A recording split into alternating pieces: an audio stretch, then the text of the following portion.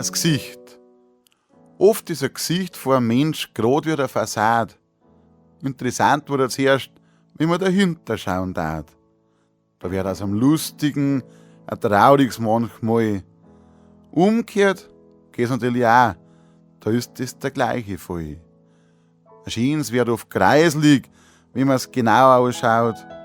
Ein Bekanntes, das wird fremd. Und war's auch nur so vertraut. Da sieht man, wie aus einem Schwachen ein Starkes plötzlich wird. Nach dem Gesicht ganz allein urteilt man oft halt verkehrt. Richtig stark sind nur die, wo man das wahre Gesicht sieht. Nicht der, wo sein wahres Gesicht bloß immer versteckt. Oft kommt's auch vor, dass an das wahre Gesicht nicht interessiert. Grad wenn man einen Mensch, den man kennt, dann genauer studiert.